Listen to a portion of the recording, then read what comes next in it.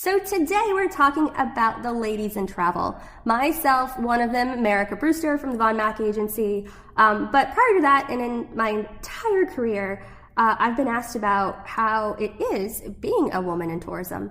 And to be honest, it never even crossed my mind. I never saw it as something different.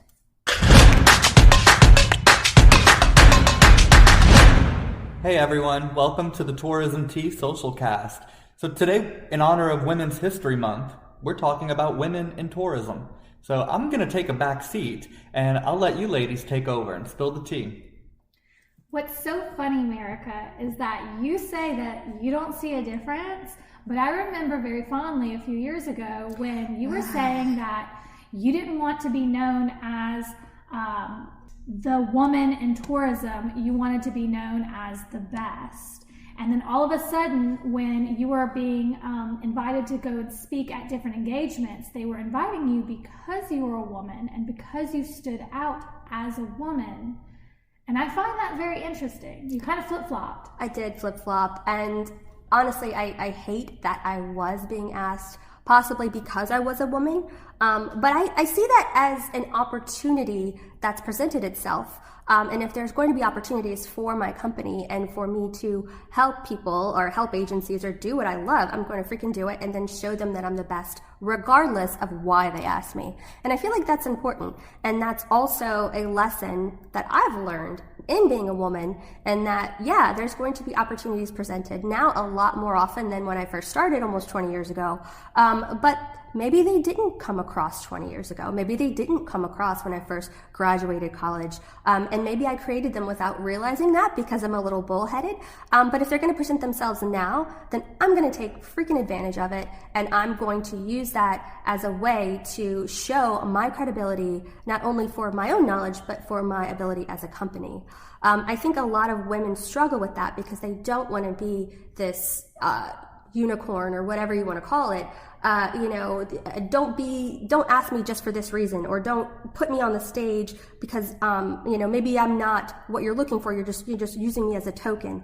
And I get that. I do. But at the same time, there's opportunity. And if you don't take advantage and you don't take the platform for a crazy reason or because of pride, then you're not going to have that ability to show what you can do.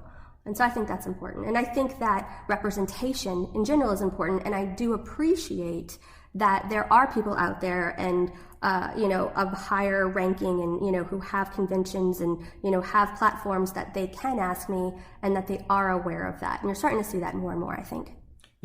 Obviously, female leadership is very important today, but there's a whole different aspect that we need to talk about as well, that we are marketing to women. I'm going to do a little throwback, America. Oh, gosh. You wrote an article back in 2016 about the power of the female traveler. And today, women are taking more solo trips than ever, oftentimes multiple times a year. And they are known as the gatekeepers in travel because on the other side of that, you have women that are not only booking vacations for themselves, but their entire families.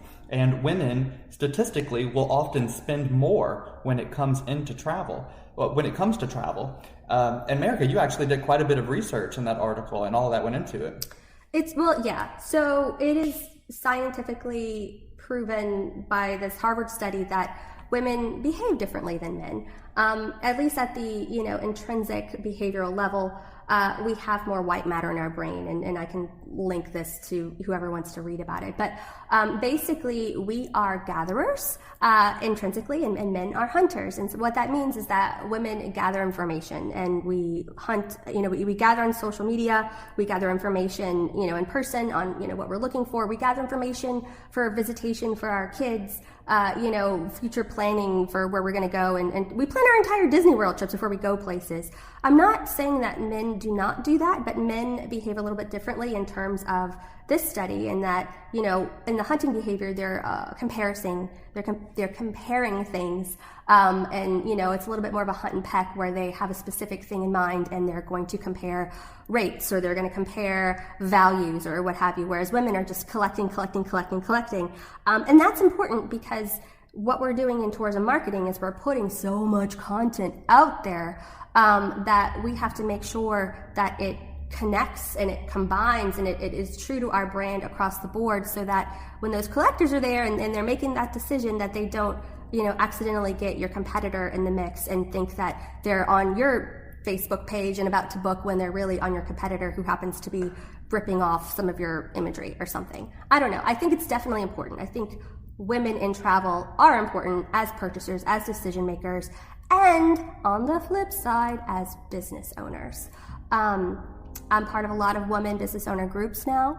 I speak to women business owners, and I think that in travel, if there is the ability for a woman to move forward, just based on the fact that she is a woman, I think that she should take it and then prove that she didn't need it to begin with. And down here in New Orleans, we have Mid-South Women in Tourism that we're members of.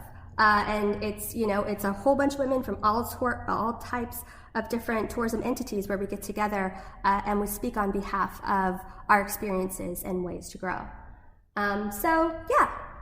I think it's important. I think we have an opportunity to seize. I think that diversity matters. I think that representation matters. And I think that when you're looking to your campaigns and you're looking to who you're speaking towards in your marketing campaigns, it might be worth segmenting your audiences by male or female and seeing how they perform, seeing how your social performs, because more often than not, it's going to be lots of visitation and lots of interaction by women, and then seeing how you can speak to them directly to increase your propensity for sales and conversion. So there's lots more on that.